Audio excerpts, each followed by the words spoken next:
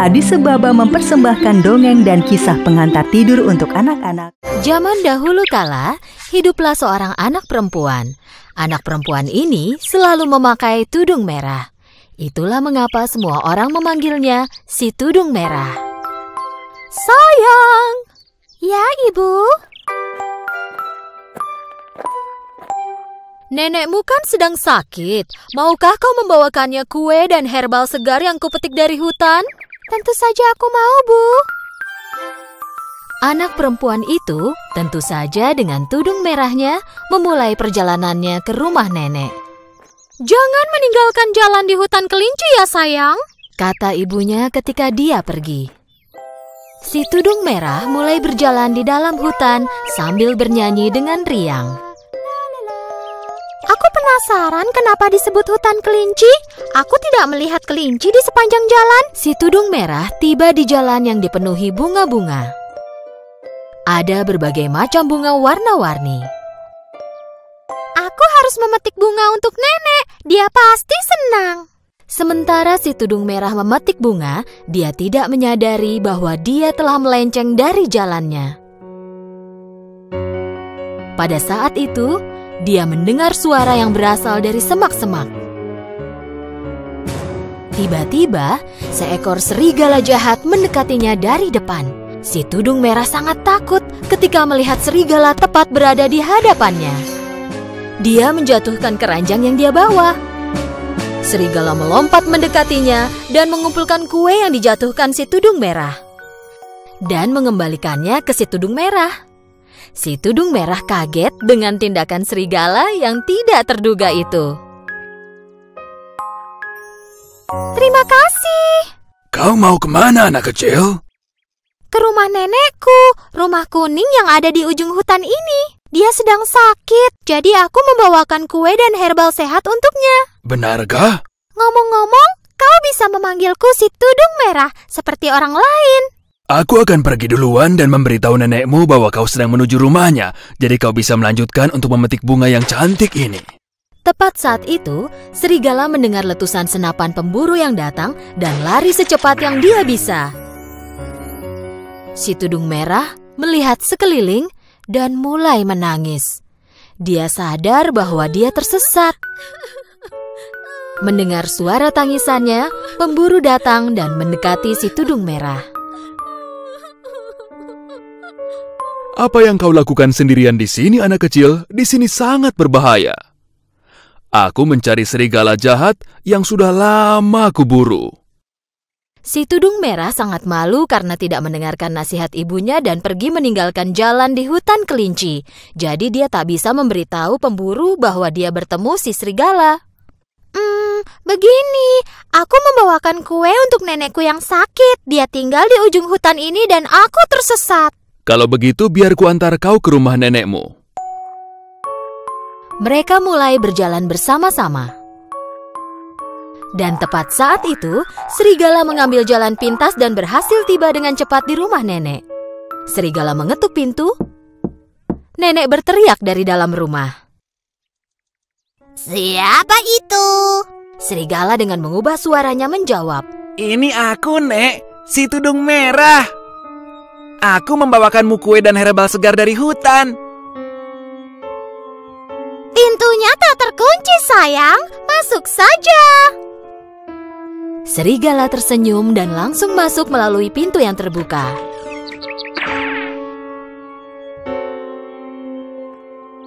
Tak berapa lama kemudian, si tudung merah dan pemburu tiba di rumah nenek.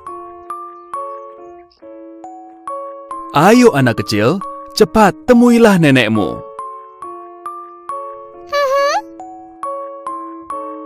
Pemburu pun kembali pulang. Si tudung merah mengetuk pintu. Neneknya berteriak dari dalam rumah. Siapa itu? Ini aku, Nek, si tudung merah. Pintunya tak terkunci, sayang. Masuk saja. Si tudung merah ragu-ragu sebentar. Karena suara yang dia dengar sedikit berbeda dari suara neneknya. Dia lalu ingat bahwa neneknya sedang sakit. Suara nenek mungkin seperti itu karena dia sedang sakit. Si tudung merah membuka pintu lalu masuk ke dalam rumah. Serigala yang memakai pakaian nenek dengan topi tidur dan kacamata nenek berbaring di tempat tidur. Dia juga menutup tirai sehingga di dalam terlihat gelap dan si tudung merah tidak dapat mengenali dia. Terima kasih sayang, telah repot-repot ke sini untuk membawakan makanan untukku. Kemarilah mendekat supaya aku bisa memelukmu. Kemarilah sayang, mendekatlah. Si tudung merah meletakkan keranjangnya di lantai, tapi dia tidak mendekat ke tempat tidur. Karena neneknya terlihat berbeda. Kenapa tanganmu sangat panjang, Nek? Supaya aku bisa memelukmu dengan lebih baik. Kenapa telingamu besar sekali? Supaya aku bisa mendengarmu dengan lebih baik. Tapi kenapa matamu besar sekali? Supaya aku bisa melihatmu dengan lebih baik. Kenapa gigimu terlihat tajam sekali, Nek? Supaya aku bisa memakanmu dengan lebih baik. Serigala melompat dari tempat tidur dan menangkap si tudung merah. Si tudung merah menyadari bahwa yang berbaring di tempat tidur bukan neneknya, tapi serigala jahat yang ditemuinya di jalan tadi. Tolong aku! Pemburu mendengar jeritan si tudung merah. Tolong aku! Dan langsung berlari ke rumah nenek. Masuk melalui pintu yang terbuka dan segera menangkap serigala jahat. Akhirnya aku menangkapmu, serigala jahat. Sekarang kau ada di tanganku. Pemburu membelah perut serigala dan menyelamatkan nenek. Terima kasih telah menyelamatkan kami, Tuan Pemburu. Sama-sama. Tapi berjanjilah anak kecil, kau tak akan pernah lagi melupakan nasihat ibumu.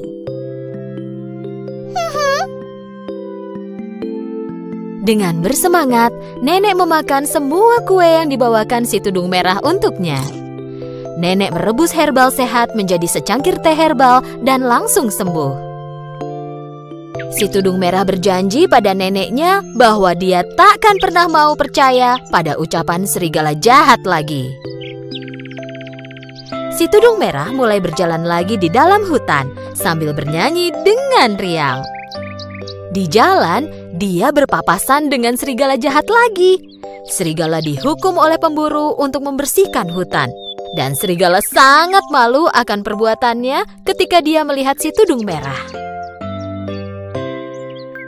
Hutan kelinci kini dipenuhi sukacita. Kelinci dan bunga-bunga sama seperti sebelumnya. Di suatu hari yang cerah, Alice dan kakaknya berjalan-jalan ke lapangan rumput. Kakaknya Alice sedang membaca buku. Karena itu Alice merasa sangat bosan. Ketika memikirkan hal yang bisa dia lakukan untuk bersenang-senang, seekor kelinci putih melintas. Kelinci itu bicara sendiri. Alice kaget karena tak pernah melihat kelinci berbicara sebelumnya. Kelinci itu mengeluarkan jam saku. Lalu... Oh tidak, aku akan terlambat. Kata kelinci sambil bergegas. Alice sangat terkesan pada apa yang dilihatnya. Jadi karena penasaran, dia pergi mengejar kelinci itu. Kelinci itu masuk ke lubang yang ada di batang pohon, dan Alice mengikutinya melalui lubang yang sama. Tiba-tiba Alice mendapati dirinya terjatuh ke dalam sebuah sumur. Sumur itu sangat dalam dan Alice terus turun dengan perlahan. Saat turun, Alice melihat foto-foto, lemari pakaian, dan rak berukuran kecil. Alice merasa seperti sedang berkeliling dunia. Akhirnya, dia mendarat di permukaan yang lembut. Alice menemukan lorong panjang di hadapannya. Dia bangun dan mulai berjalan. Alice melihat banyak pintu terkunci di sepanjang lorong itu, dan kelinci tadi menghilang. Alice takut dia takkan bisa keluar dari tempat itu.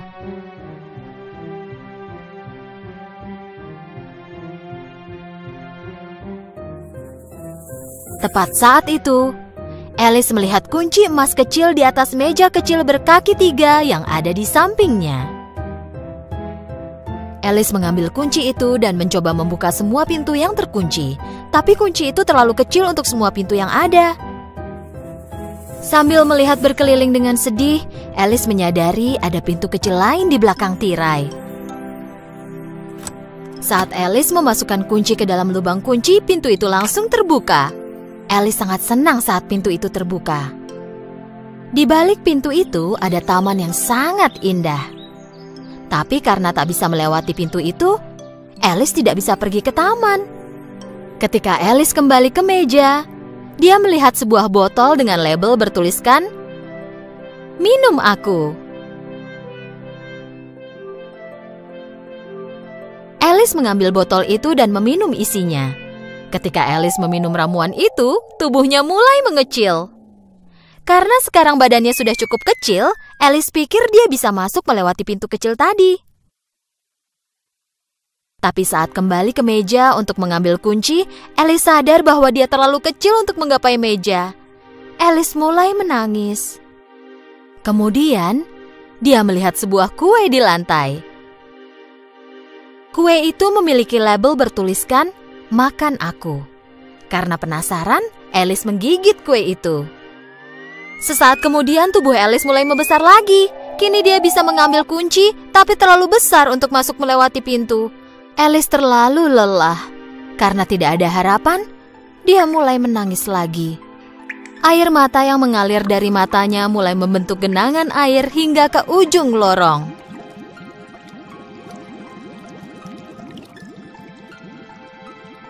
Tiba-tiba, kelinci putih melewatinya dengan terburu-buru.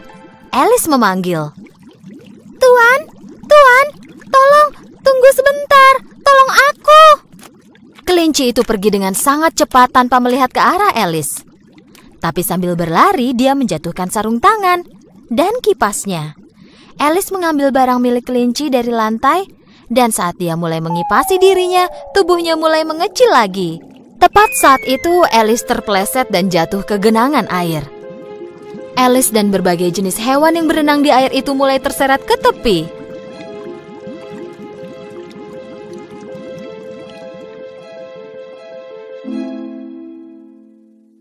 Ketika mereka mencapai tepian, mereka semua basah, dan Alice melihat kelinci itu lagi.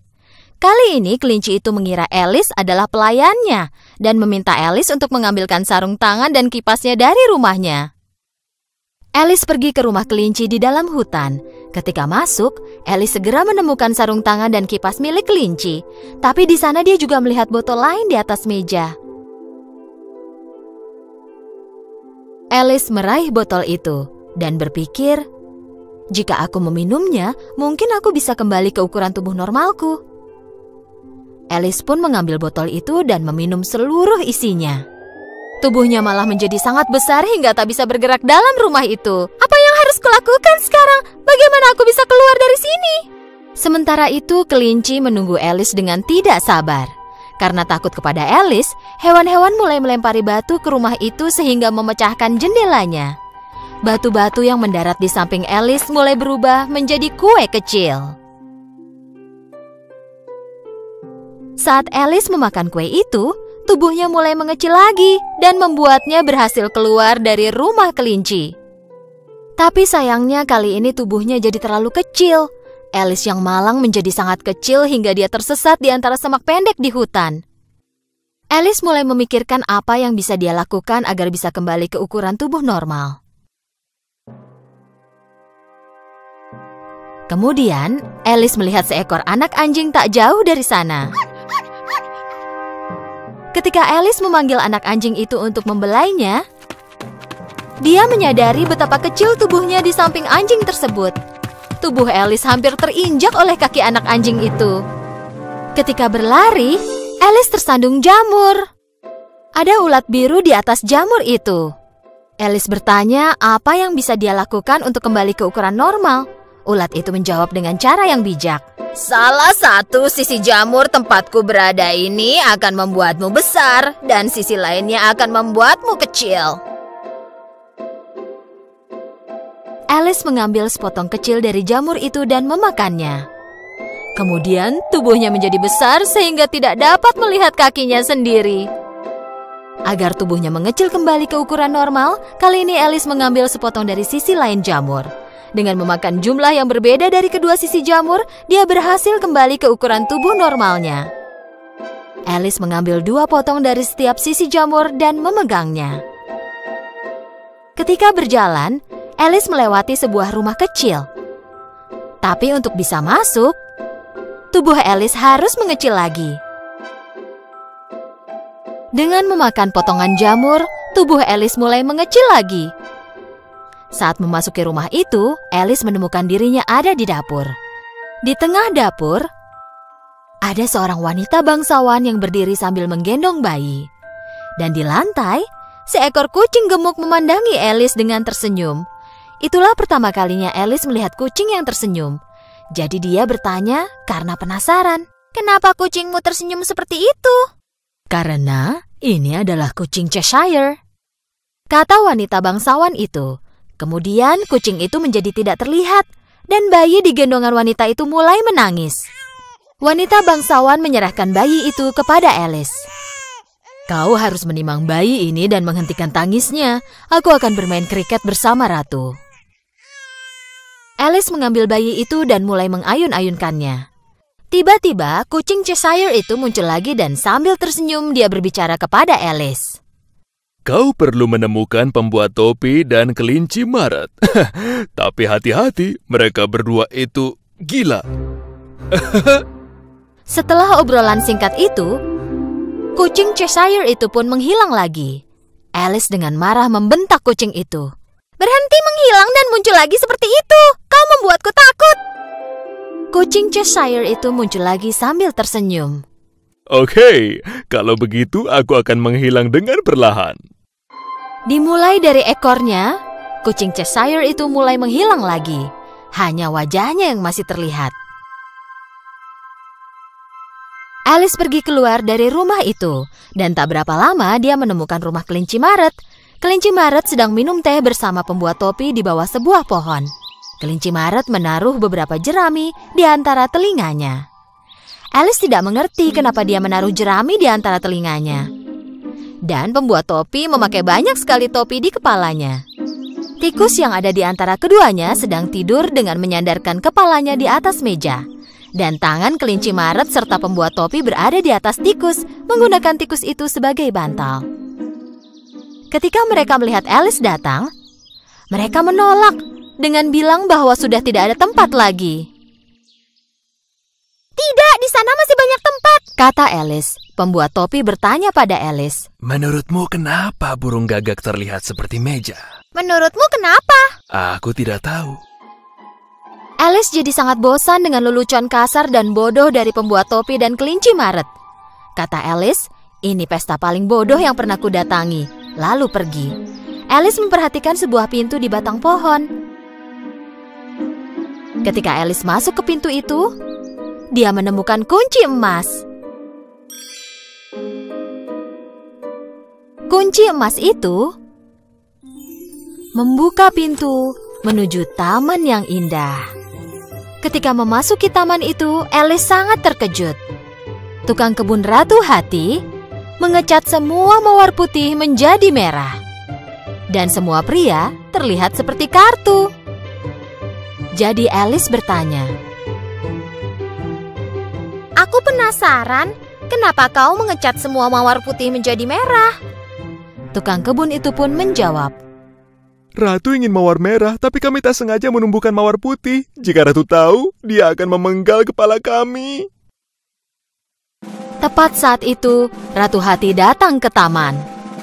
Prajurit yang ada di sampingnya semuanya berbentuk kartu. Ratu Hati mengundang gadis aneh yang baru pertama kali dilihatnya ini untuk bermain kriket. Alice tak pernah melihat lapangan kriket seperti ini sebelumnya. Landak menjadi bolanya dan burung flamingo menjadi tongkat kriketnya. Di tengah-tengah permainan, para pemain mulai berkelahi dan saling melemparkan landak. Ratu sangat kesal dengan situasi ini. Dia tiba-tiba menghentakkan kakinya ke tanah dan berteriak dengan marah. Penggal kepala semua pemain yang berkelahi. Ratu Hati sangat marah. Dia membatalkan pesta kriket. Dan tiba-tiba terdengar suara yang nyaring. Pengadilan dimulai. Semua orang mulai berlari menuju ruang pengadilan. Sebuah pengadilan akan dilangsungkan untuk Jack Hati yang telah mencuri kue pie dari dapurnya Ratu. Ratu tidak dapat menangkap Jack Hati selama insiden ini. Oleh karena itu, Ratu tak bisa menghukumnya. Jack Hati dikurung di penjara selama persidangannya dilangsungkan. Kelinci putih mulai membacakan isi gulungan kertas yang dipegangnya. Pada suatu hari di musim panas yang indah, Ratu Hati kita memanggang kue pie yang sangat lezat. Dan Jack Hati telah mencuri pie itu. Raja berteriak dari tempat duduknya. Panggil saksi pertama.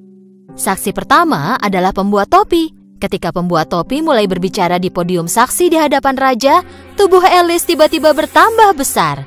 Kelinci putih mengumumkan bahwa kini saatnya bagi Alice untuk berdiri di podium saksi. Mendengar namanya disebut, Alice segera berdiri. Lupa betapa besarnya badannya sekarang. Ketika gaunnya melilit podium juri, Alice membalikan podium tersebut, membuat semua anggota juri terjatuh ke lantai.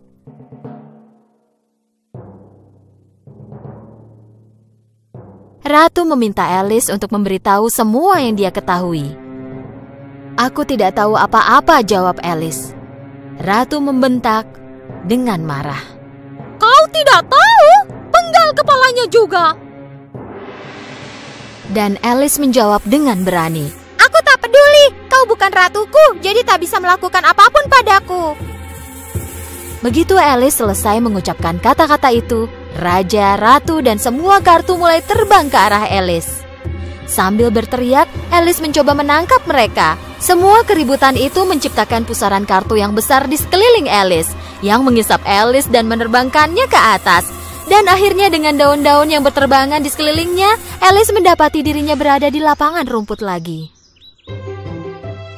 Kakak Alice memanggil. Alice, ayo, bangunlah. Ketika terbangun, Alice menyadari bahwa semua itu hanyalah mimpi. Oh wow, ternyata itu hanya mimpi. Dan mimpinya sungguh luar biasa. Hei kak, sini ku ceritakan tentang mimpiku. Kau tahu, seekor kelinci putih